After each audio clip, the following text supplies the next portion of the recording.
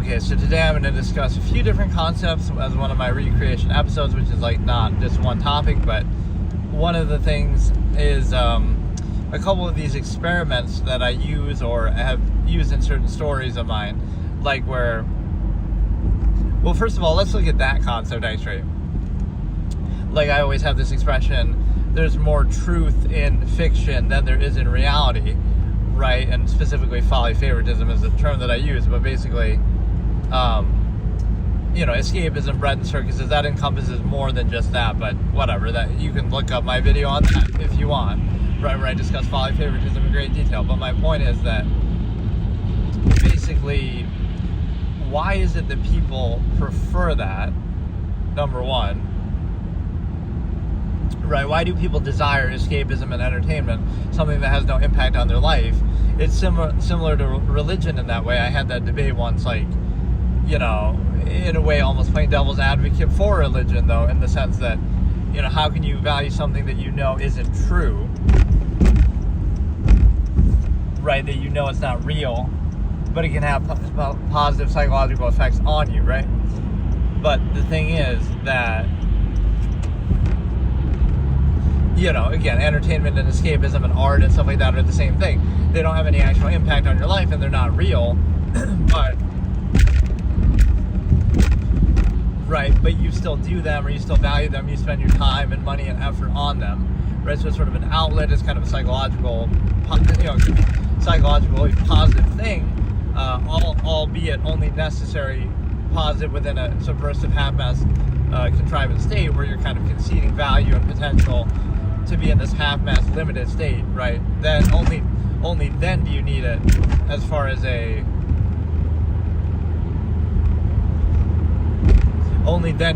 like a reinforcing element or some sort of psychological overcompensation. But the reality of what happens is the fact that, why is it that people find potentially more truth in fiction than they do in reality, right? There's no burden of consequence. There's no, it's sort of free and more uninhibited. So whether it be, any form of fiction or media, whether it be games, whether it be movies, shows, music and stuff like this, right, books, it's more free than real life, because real life is either censored by some empirical government or it's inhibited by some social interaction contrivance or other, some other thing. So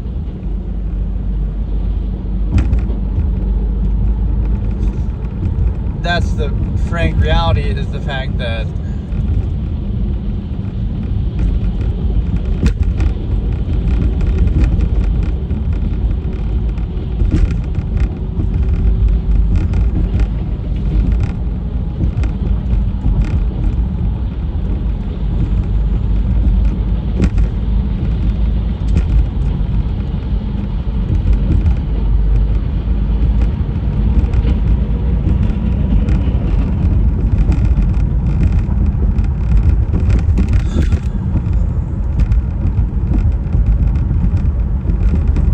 there's being censored, there's all these incentives, all these other artificial, like social interaction is always like that. Like, supposedly it's based in a standard, but it's actually based in some dependent overextended pretense, like, stature, position, money, appeal to ego, all these artificial things that are kind of like, subversive in nature. And then you also have the consideration that it's sort of inconsistent, undefined, arbitrary, ultimately just like emotion, irrational insistence upon the self.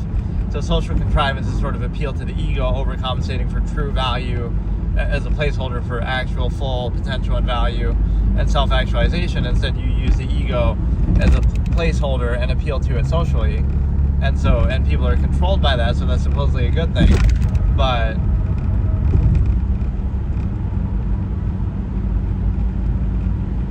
right, and it's especially necessary to specify something. You take something that's inherent, like nature itself, and some resource, or, again, like the stimuli acme, and how do you specify it to one person or to one company or something like that, right? You often use social contrivance as a buffer there, to try to create a false absolute, to value it, to specify it, to limit it. So it's a way to control and reinforce a controlled state, sort of overcompensate. So if you're in a free, uninhibited state, none of these things would be necessary. They'd even be counterproductive or redundant. They'd be like you're living out in the wild by yourself and there's nobody around, so now all those things go out the window. So that's kind of the interesting interpretation, right? With like, oh, if you were alone on an island and, whatever, you're surviving, doing what you have to do, living in nature, that's kind of like how people were in the past. But it would be somehow negative, like oh, that would mean you would go crazy. But that shows you actually the duplicity of what that would indicate about society. In other words, you're living, you're at peace, you're doing fine, you're fending for yourself, so what's the problem, right? But oh no, that shows you that the parasitic nature of contrivance right there. It's not enough for you to simply live and survive and be at peace and be just fine. Oh no, you'd be crazy by society standards, even though you're not even in society, because society wants to suck you dry, and oh no, it wants something from you. Oh, you're not paying your taxes, so that means you're subverting the system. That's the real reason. Like, you look at it because it wants something from you is the point, right? A person can't just be at peace alone and that's it, right? There's always an incentive. Oh, society wants something from you, and so therefore, right, it'll condemn that. So, in other words, you'd be in this supposedly negative state, but it's like, you only don't need to do that, or you only need to be inhibited like you are in society. You only need to do that because you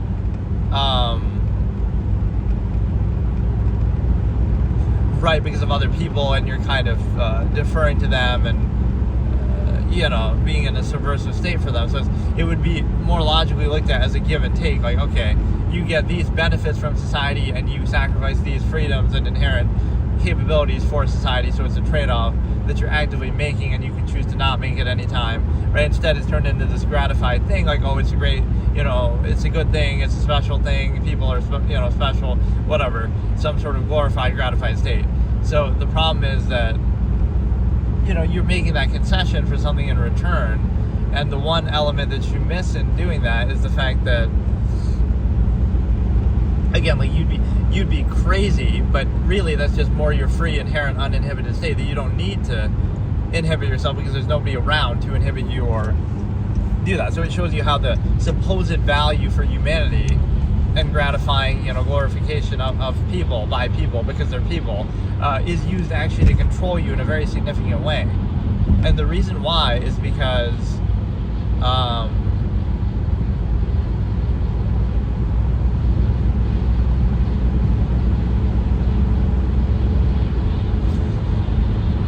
right, you're being controlled on behalf of other people, in the name of other people, for the sake of other people. So if there were no other people around, then you don't need to do that. So you're in an objectively more free and uninhibited state. You might say, well, but you sacrifice technology for that, or some convenience for that and stuff like that. But arguably, a lot of those things you don't need either, and objectively you don't need them. But I mean, a lot of them are only necessary too because of that inhibition. Like, well, we're gonna, not prevent you from being free in nature, so now you need running water and stuff like this. So it's like a false convenience because there's so many people, now we have to ravage, nature and like monopolize it, and so you're not allowed to go out and free. Like, think about that reverse logic, right? Because there's so many people, now we supposedly need these things that are just abundant in nature. Oh, you got to pay for water. Running water is a big thing, or oh, you gotta.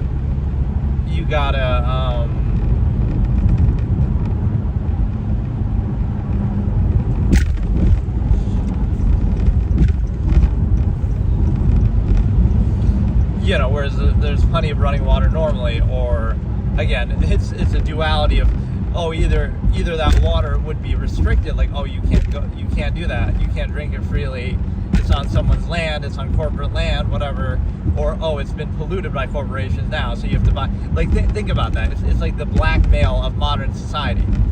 Is that, like, okay, you rely on us after, right? You rely on society and other people and the collective corporate structure and everything like that. You rely on other people, right? Apparently is the premise, but only after that those people have already taken over everything before you were even born, right? Like it's already established as an empirical power structure, and then you either defer to it or you supposedly defy it, right, as though it's absolute.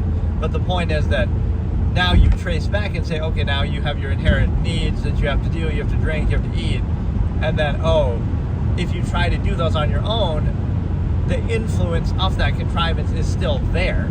So it's like, go out if you don't like society or whatever, right? This will be the straw man fallacy kind of thing.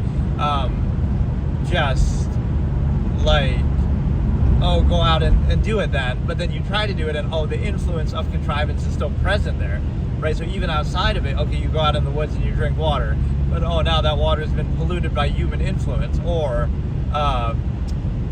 again, that land is supposedly owned by some corporation. So it's like, in the name of this mass collective that we're supposedly doing something positive for them, we actually sacrifice the very inherent basic nature itself, right?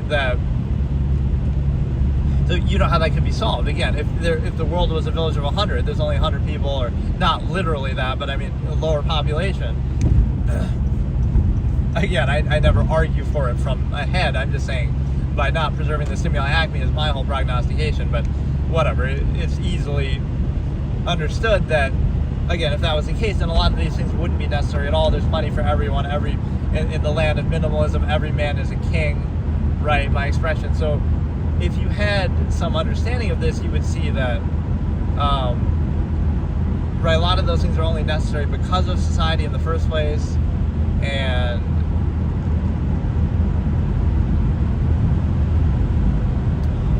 you appeal to it, you appease it, you defer to society and contrivance, you appeal to it, you appease it, but then you're defined by your reaction to it. So again, it is a good way to control people, but it's a little bit too obvious for my taste, because what it does is, like, it's easy to create this uniform state when you pose it as a false absolute, right? You say, this unqualified empirical authority is arbitrary, subjective, just like every other, period in human history that thought it, that society was absolute, and every society thought it was absolute, right? But you pose it as though it's absolute, and then your reaction to it defines you. So your reaction to something defines you instead of your inherent action itself, right? So you're inhibited in every area of your life, and then, you react to that inhibition either positively, negatively, or however, and that defines you. But so you're getting ahead of it, like, okay,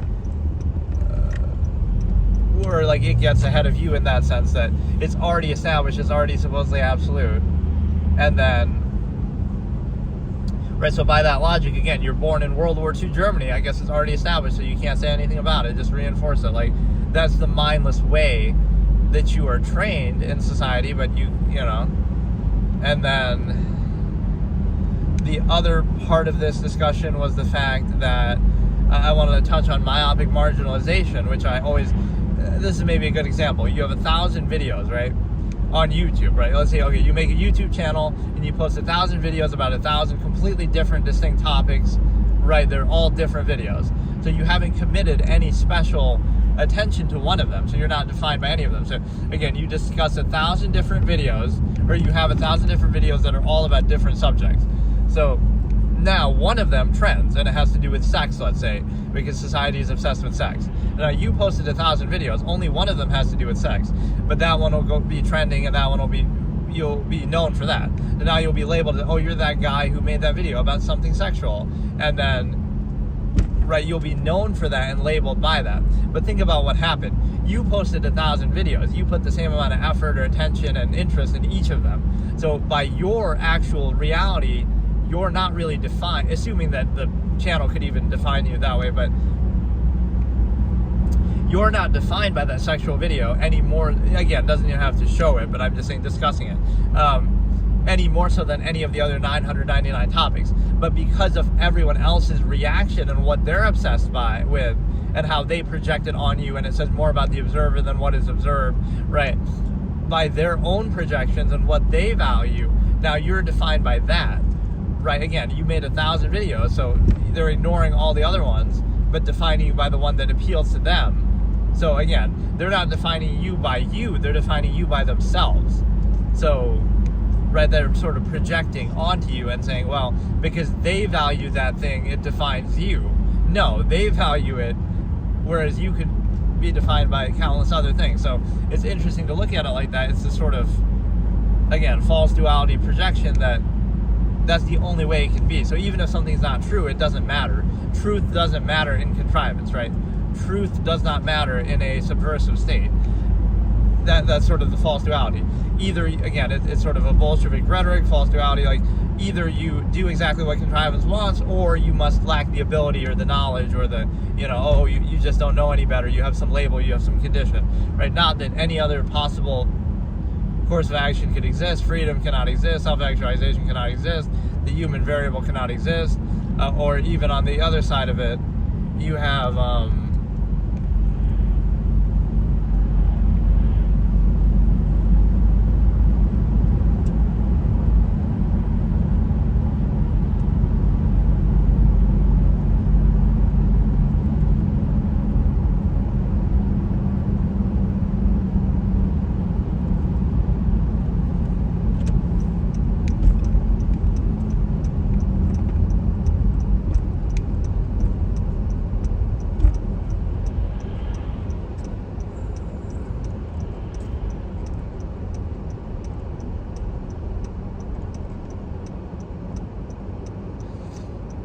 yeah, basically the point on the folly of favoritism is like, why do people value that? Why do they prefer it to society in the first place? Why is there more truth in fiction than there is in reality? Because again, you're not pretending. You're not pretending it's real. You know it's not real. Whereas with society, it's not real. It's not your inherent nature. It's not objective reality. It's just some functional contrivance between some layer of human convenience and reactionary deference to empirical power structure, kind of bread and circuses the defining, factor. You have a greater degree of that, so how can you complain? Nothing relating to the actual reality of what's going on, but people just mindlessly accept it. Right, that's how you get people. You herd mentality, manufacture consent. Like, it doesn't matter what the state is. People will accept Nazi Germany. People will accept communist China. People will accept anything throughout history. But, they just have enough money or convenience, or even if they don't, they kind of struggle against it and get gratification from that too. But, right, at least you have a better technological state than the last generation. So therefore, people will mindlessly accept these things and go along with them. So it has no, and that's how people are defined, right? You'll indignantly insist upon a state within that, and you might think, you're not powerful enough to impact it, but you are actively self-creating it, so at the very least, don't preserve the stimuli acme. But again, you're a mindless half-mass hedonist, so you don't have any actual standard. You're just kind of reinforcing and reacting in that capacity of, something you didn't choose, but you insist upon as though it's absolute. So, and it requires you not to think about it or anything, really. So thinking is a threat, self-actualization is a threat, even the appearance and observation of thought would be a threat and a negative. So again, victims of contrivance who want to hold everybody back just to feel better themselves, or kind of rationalize their state, or even something like they want to kind of outwardly insist, and so there's never any freedom from contrivance. Because think about it, you have this subversive technological issue, like with all the technology and achievement that humanity has now, why should it be that people are still inhibited? They should be fully free, they should be fully, that should enable them, but it's used to control them just as much as it's used to supposedly enable them, right? So, and the mass number of people kind of begets that. So you have, on an individual basis, right, a person could be as free as they want, but it's not that even just a concession, like, we sacrifice that for something in society, some potential benefit or whatever, technological overextension, again, a lot of which is only necessary because of the mass number of people. But it's not even that you sacrifice that, it's framed as like some gratification, like, no, it's somehow, I don't know how to even explain it. It's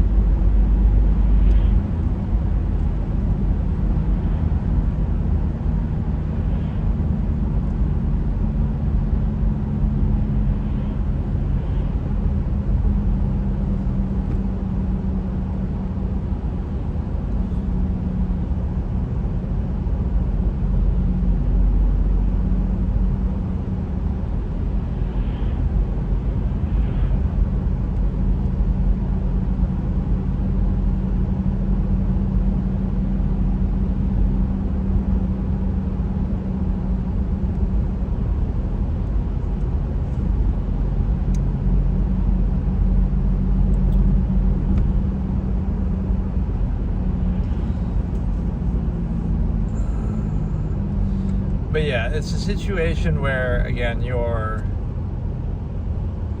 put into a situation and then you're defined by your reaction to it. And again, everything poses a false absolute. Again, you're defined by the projections of others, things like that. It's an unsound process, and it's also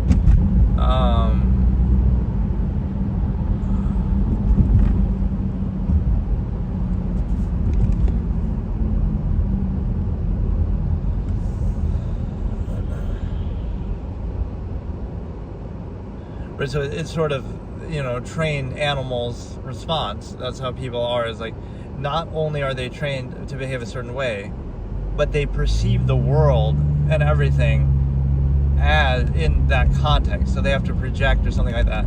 So like, right, the appearance of thought would be negative, like it's projected on the ego basis that by which people are controlled. Like everything will be projected like it's about them, it's self-insistence, even though it might have nothing to do with them at all. But like free thought or anything can't exist, or it's a bad thing, it could be something negative projected. So right, you try to censor that, you try to prevent freedom and thought because whatever, you fear it too, or it's kind of like if you allowed it in someone else, then you would want to do it yourself, and then that would invalidate the contrivance state, right? Like an animal outside of the cage, if other animals see it, they'll somehow, it's a bad thing, right? Because it breaks the illusion. So that's like when people talk about the simulation, they don't realize what they're actually saying. The simulation is actually society itself, which is completely artificial. It's a construct that we try to actively uphold, which we can do that, but the pretense that it's actually the case or actually absolute is what, is definitely questionable, because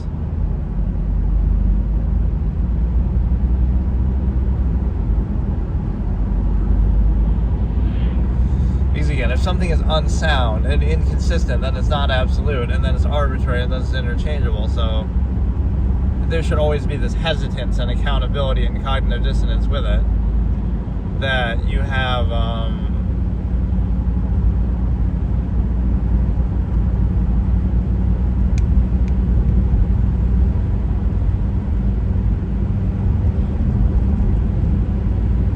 or let's look at the zero-sum idea of the fact that really nothing would be impressive. Everything's just zero-sum self-interest. Either you want or desire or require more or less, or it's just a means to an end. So nothing to be proud about either way. You might just require less. You might be a minimalist. So is that impressive or not, or what? And then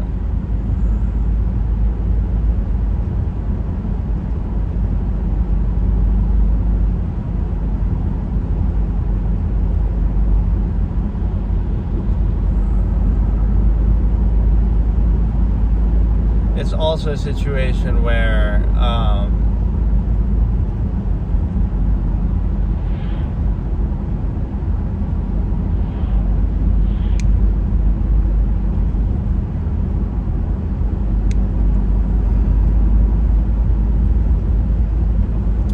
we can look at a lesser state of value versus state of thought, like social contrivance is just a way to control people.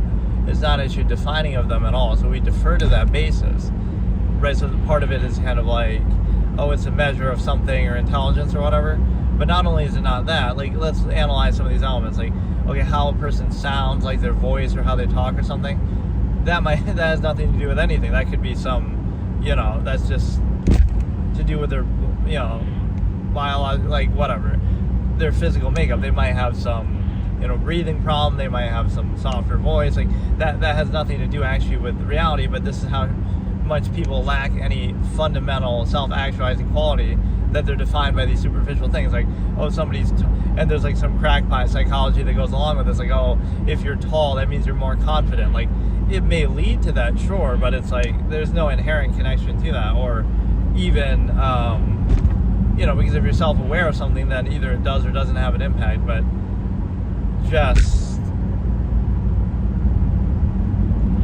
again, those performative aspects and things like that don't have to relate to anything else. And then it's also a situation where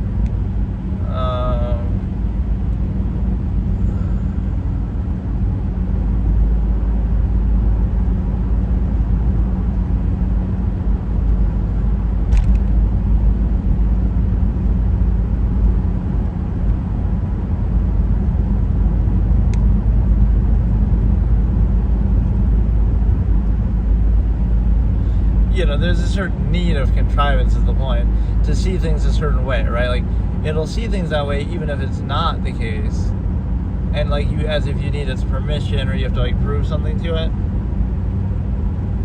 right? Like it's kind of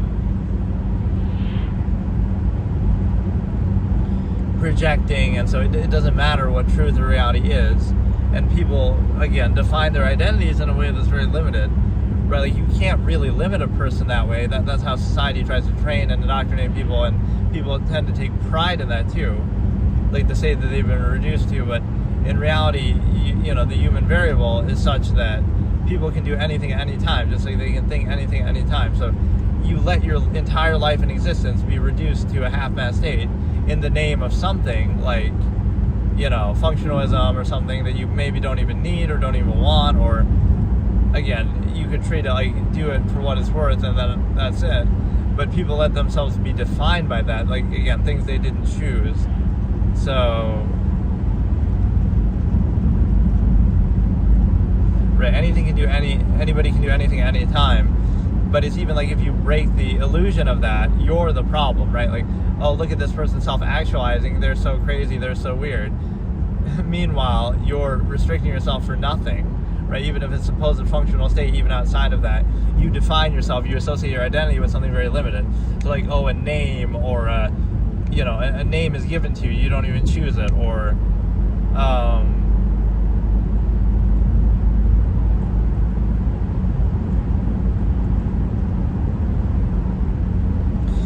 a lot of things you don't choose, and it's just a fragment of what your nature could include, or again, it's kind of a reaction to the contrivance state around you, the structure, the inhibition, the social engineering. So what it would mean is that you're basically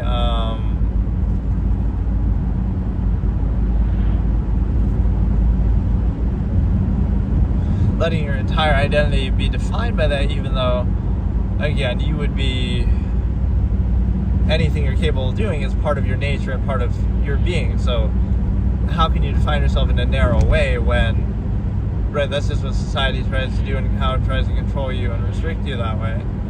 But even without that,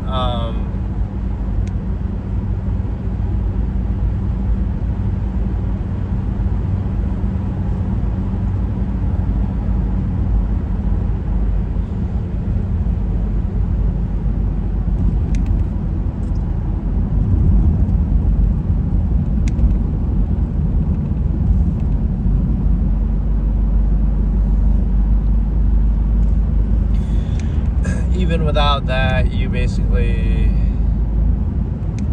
whatever, you see a lot of projection in the way that, right, these are some of the examples that I started the episode talking about. Like, if you're asexual, society will still project, and you have to like sort of prove that you're not interested in something, or you kind of have to prove or justify something, right? Or you'll even preconceive and play into something maybe yourself too. But it's like, it might not even apply to you, but it's still projected onto you.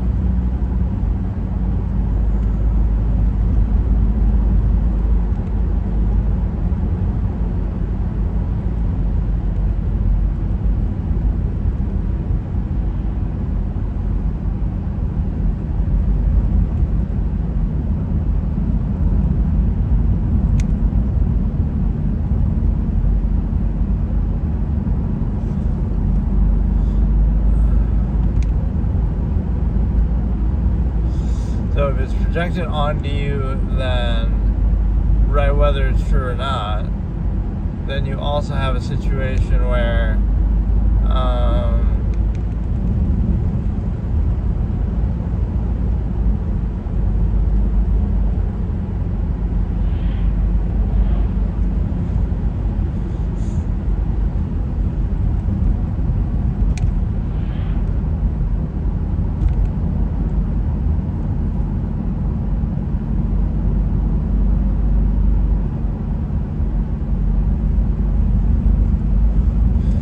right, if it's projected onto you, then you wouldn't know the difference, or you wouldn't, right, it doesn't matter what's true, there's this incentive to view it a certain way regardless, right? You need the permission of contrivance. So there's no room for nuance or anything, but even if there is some present, it doesn't matter, right? You're going to just go along with it and be defined by it. But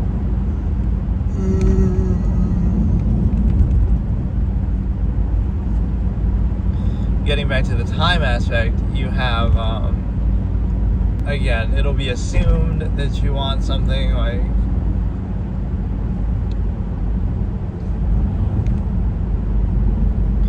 either you want money or some stimuli acme thing, or right, something like that. But the problem is that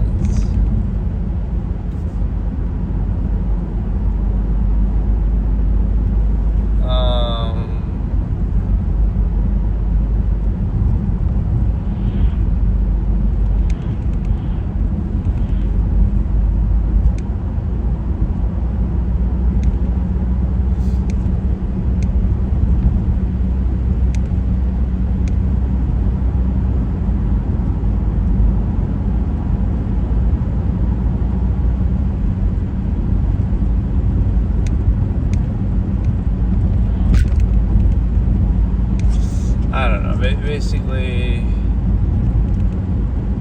yeah, like even the social contrivance thing, like you can be self-aware and do everything deliberately and do everything very methodically, and you might think, oh, that'll lead to it being slower, and then, oh, like you have the ability to do it.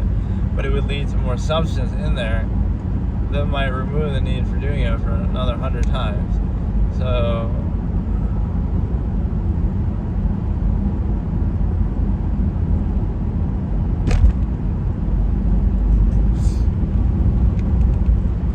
and again, let's go back to that again. You're asexual. This again, these are two of the experiments you could show or scenarios that I've written about and talked about in the past. Is again like you're asexual, but society will still project that onto you, some interest, and you'll have to like justify against it.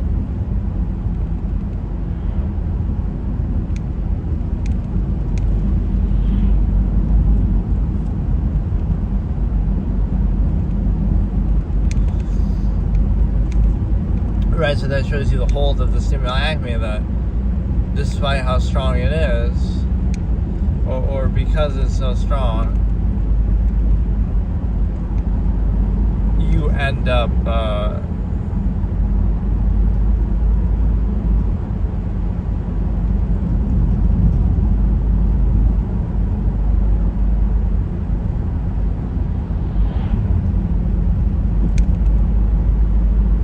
and treated as absolute, even if it's not, even if it doesn't apply. Right, so you're in a false absolute half mass state, and it's false. It is absolute. Actually, I won't even say false. This projection, right? So even if it's not true or accurate, it doesn't matter. Unwillingness to be puzzled, right? And you have to see everything a certain way. So there's no nuance or objectivity. It's an impure, non-credible perspective because you're already indoctrinated yourself, and then you're trying to ignore anything that might make you question it or have variable or other options or anything. And so it allows you to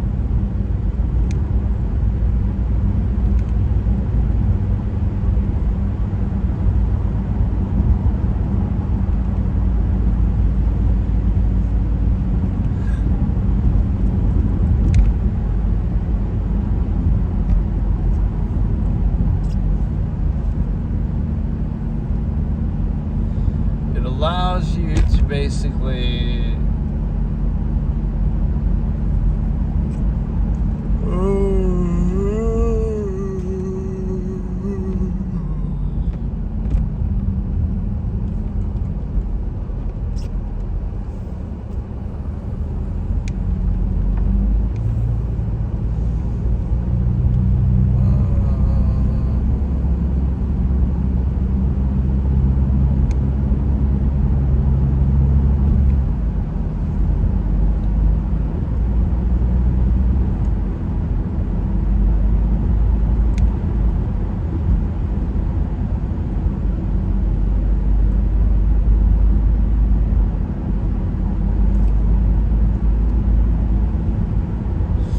again, the asexual example, even if you don't value it, it will be projected to show you how controlled they are by it. And then the second thing is, again, like either appearances, like how something is said versus what is said, who said something versus what is said. Like if it has value, it does. If it doesn't, it doesn't. And then the final thing is the fact of time. Like instead of money, instead of sex, you have a measure. You're an absolutist, so you value more than anything. You value your time.